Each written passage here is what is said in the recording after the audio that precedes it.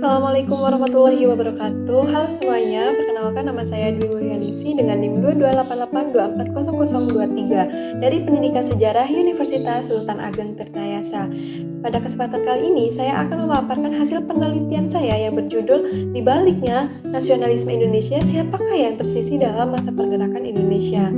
Nah, saya memiliki judul ini tuh karena ketika saya mempelajari sejarah pergerakan nasional Indonesia, saya menemukan bahwa pembahasan sejarah itu seringkali lebih berfokus pada tokoh-tokoh seperti Soekarno, Muhammad Hatta, Ki Hajar Dewantara, Dawes Dekker, dan tokoh-tokoh elit lainnya. Padahal dalam proses lahir dan berkembangnya nasionalisme Indonesia, terdapat berbagai kelompok masyarakat yang juga memiliki kontribusi besar terhadap perjuangan bangsa. Namun, peran mereka itu seringkali kurang mendapatkan perhatian dalam historiografi atau penulisan sejarah nasional Indonesia. Nah, kelompok-kelompok tersebut antara lain perempuan, buruh, petani, masyarakat, dan kelompok etnis minoritas. Oleh karena itu, penelitian ini dilakukan untuk melihat bagaimana kontribusi kelompok-kelompok tersebut dalam perkembangan nasionalisme Indonesia. Nah, sebelum masuk ke pembahasan selanjutnya, terlebih dahulu kita memahami apa itu pengertian nasionalisme.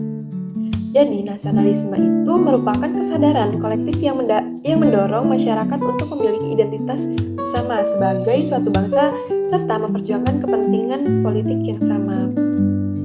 Nah, dalam konteks Indonesia, nasionalisme ini lahir sebagai respon terhadap pengalaman kolonial yang dialami oleh masyarakat Indonesia selama masa penjajahan.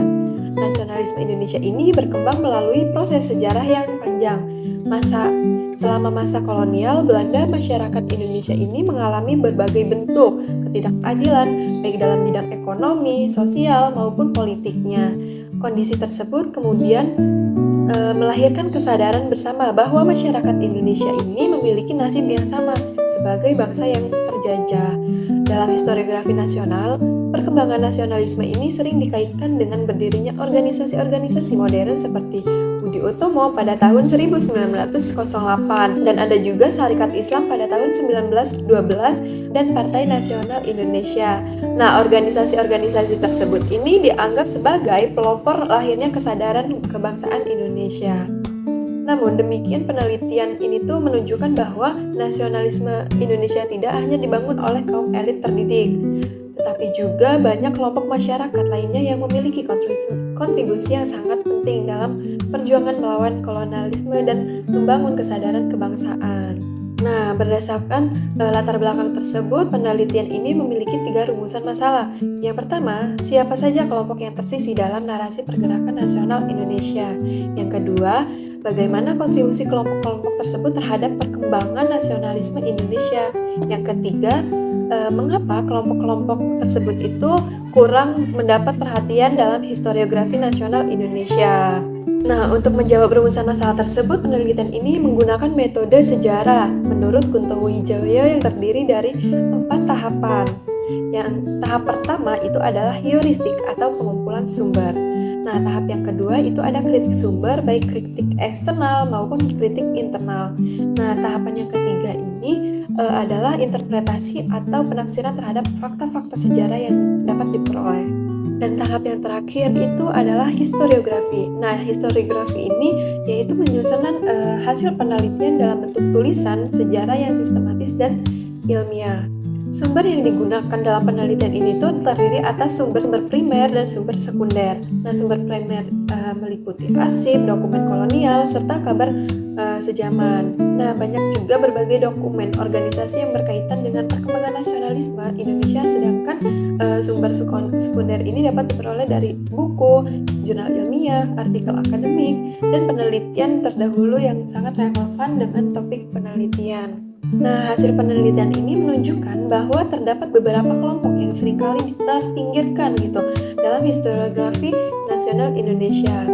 Nah, kelompok yang pertama itu adalah perempuan, di mana tokoh-tokoh seperti Raden Ajeng Kartini, Dewi Sartika, dan Rohana Kudus itu memiliki kontribusi besar dalam bidang pendidikan dan kesadaran sosial. Nah, selain itu juga berbagai organisasi perempuan yang juga berperan aktif dalam mendukung perjuangan nasional Indonesia. Nah, kelompok yang kedua itu ada buruh. Pada masa kolonial, para buruh menghadapi berbagai bentuk eksploitasi ekonomi melalui organisasi dan aksi mogok kerja.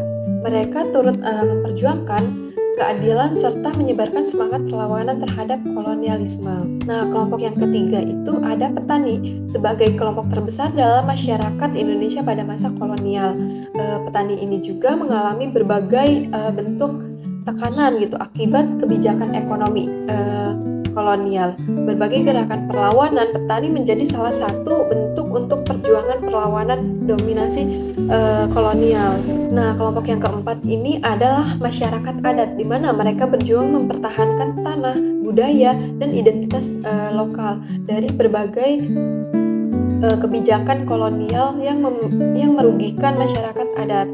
Nah, yang kemudian kelompok terakhir ini adalah kelompok etnis minoritas. Kelompok ini tuh turut berkontribusi melalui bidang pendidikan, ekonomi, organisasi sosial, serta perkembangan pers yang membantu menyebarkan gagasan nasionalisme di berbagai daerah. Dari berbagai hasil penelitian tersebut dapat disimpulkan bahwa nasionalisme Indonesia ini merupakan hasil perjuangan kolektif berbagai kelompok masyarakat. Nasionalisme Indonesia tidak hanya dibangun oleh para tokoh elit saja, bahkan ada organisasi politik dan juga oleh perempuan, buruh, petani, masyarakat adat, dan kelompok etnis minoritas yang selama ini kurang mendapatkan pertahanan dalam penulisan sejarah nasional. Demikian pemaparan penelitian yang dapat saya sampaikan, kurang lebihnya saya mohon maaf. Wassalamualaikum warahmatullahi wabarakatuh.